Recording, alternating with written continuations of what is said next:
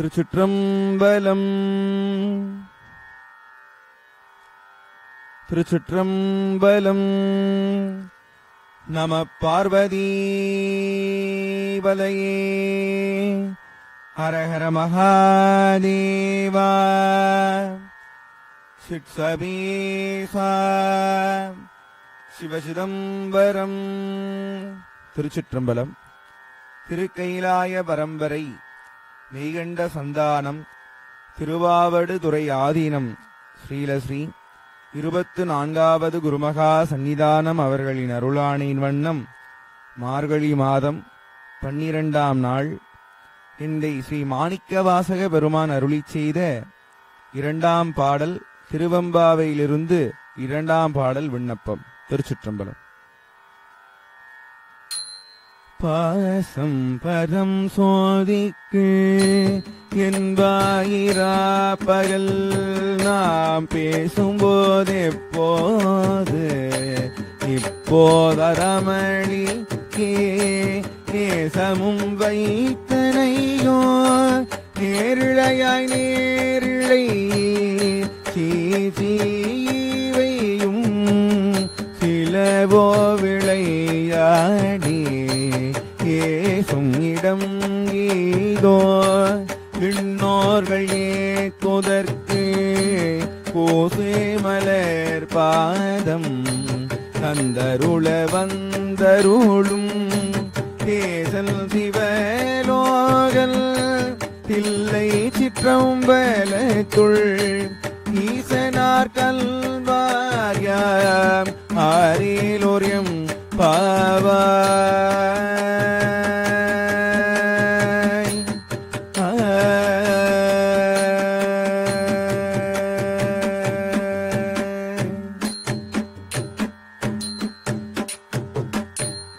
திருச்சிற்றம்பலம்.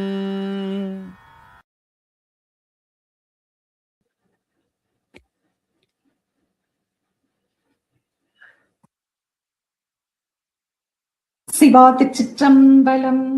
நம பார்வதி பதையே. ஹரஹர மகாதேவா. தென்னாடுடைய சிவனை போற்றி, எந்நாட்டவர்க்கும் இறைவா போற்றி. திருச்சிற்றம்பலம். I take pleasure in the worship of the golden feet of Sri Guru Maha Sannidhanam, who holds the 24th Guruvida of Thirukkayilaya Parambarai, Meykanda Santhaanam, Thiruavaduthurai Adheenam, with the grace of Sri Gnanama Nataraja Perumaan, Adheenam Guru Mudalvar, Sri Namashivayamoorthigal, and Adheenam Kuladevam, Srimad Madhava Sivanyana Yogigal, with my mind, speech, and body. According to the divine order of Sri Guru Maha Sannidhanam, on the 12th day of ongoing Dhanurman's reflection on Saivism, we are going to reflect on the explanation of the second verse of Thiruvempavai, composed by Sri Manikavasakar. In this holy verse, Sri Manikavasakar has revealed the glory and simplicity of the Lord's feet, and also what those who have true love for Lord Shiva should do and should not do. Shall we look at the verse? Verse number 2. பாசம் பரஞ்சோதி கென்பாய் ராப்பகல் நாம் பேசும்போது எப்போதும் இப்போதார் அமளிக்கே நேசமும் வைத்தனையோ நேரிலையாய் நேரிலையி CC இவையும் சிலவோ விளையாடி ஏசுமிடம் ஈதோ விண்ணோர்கள் ஏற்றுதற்கு பூசும் மலர்பாதம் தந்தருள வந்தருளும் தேசம் சிவலோகன் தில்லை சிற்றம்பலத்துள் ஈசனார்க்கு அன்பு ஆர் யாம் ஆர் ஏலோர் எம்பாவாய். The young girl, observing the Pavai fast, have woken up at dawn and are going for their holy trip in the month of Margadi. The second verse of Thiruvempavai is composed as a song where we stand at the doorstep of a young girl who is still asleep. Unaware that dawn has arrived and praise and glorify the holy feet of Lord Shiva, waking her up and taking her along with them. Pasam Paranjodi Kenbai.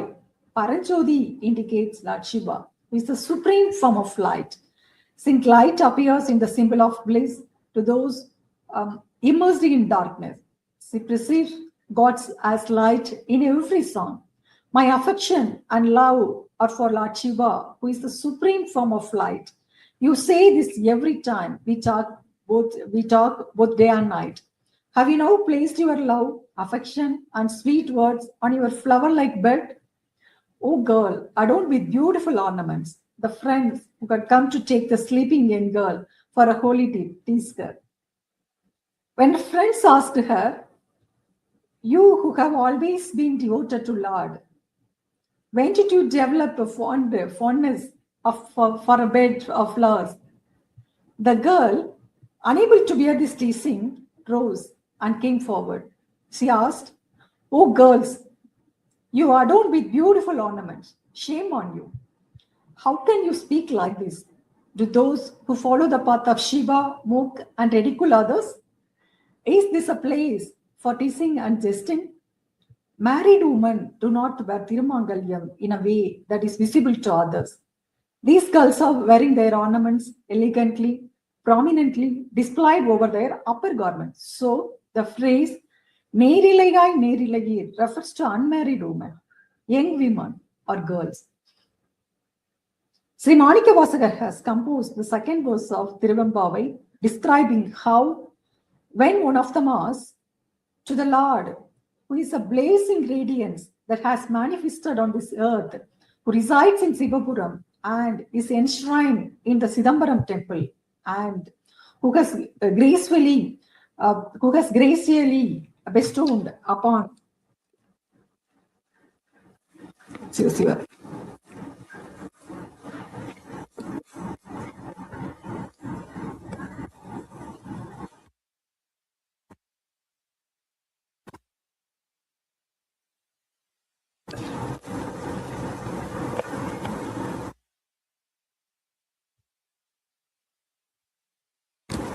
To the Lord, who is blazing radiance that has manifested on this earth, who resides in Sivapuram and is enshrined in the Sidambaram temple, and who was graciously bestowed upon his lotus-like feet, which even the celestial hesitate to worship, to this Lord, who are all devoted. Who else is there? Should there be any fight or hot words among devotees who share the same devotion to God? Are we not all lovers of Shiva? Who else? The others are silent, and together they go to call the next friend. According to Mahavidwan Dadabani Desiga, the song's theme is structured in such a way that the soul, born to attain the worship God and achieve liberation, strays from its purpose and becomes entangled in world illusions. A spiritually master then criticized it through his teachings to rid it of its vices. When this is conveyed humorously, the soul whose spiritual vision has been awakened, questioning whether Shiva devotees can speak in a humorous manner. You who speak only of Lord Shiva day and night, morning and evening, are neglecting the time to demonstrate your devotion through actions. You claim that due to the special merits of devotion to Shiva in your previous life, you have love for Shiva day and night.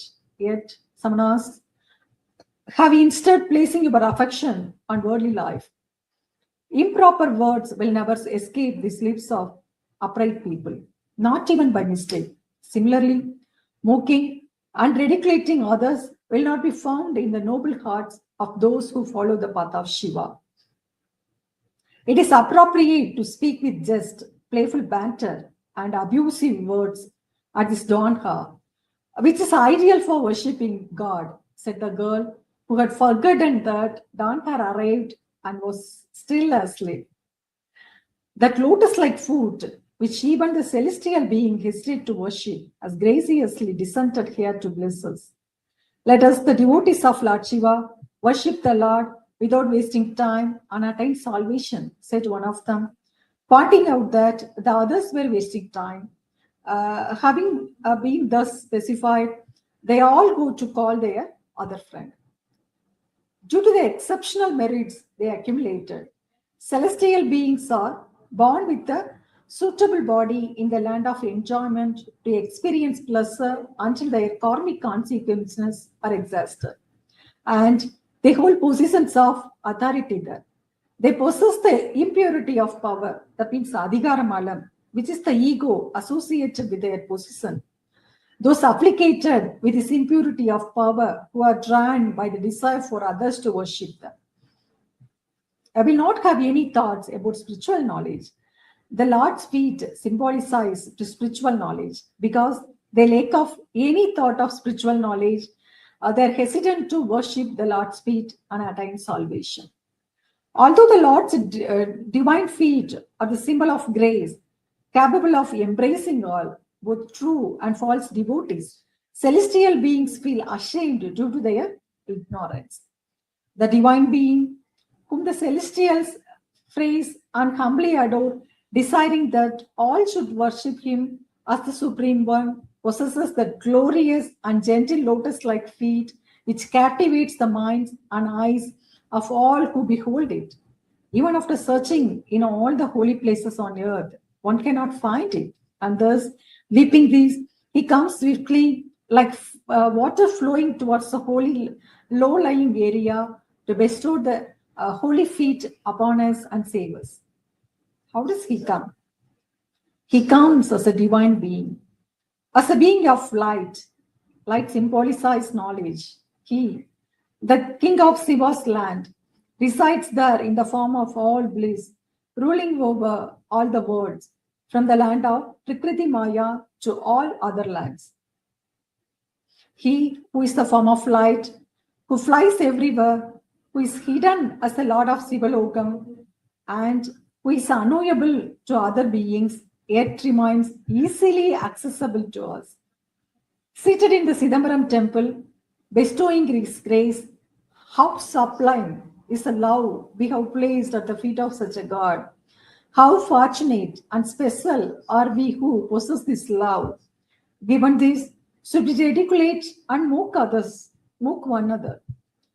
Verbal expressions of love are not enough. It must be shown through actions. It must be shown at the right time. The Lord, who is unattainable even for the celestial, is easily accessible to us. Those who have true love for God will never flatter in their conduct. They will not mock or scorn others. They will remain calm, joyful, and fulfilled like the ocean.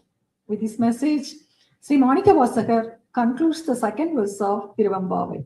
With this, our reflection for today comes to an end. We will meet again tomorrow with the third verse of Thiruvempavai. Tiruchitrambalam.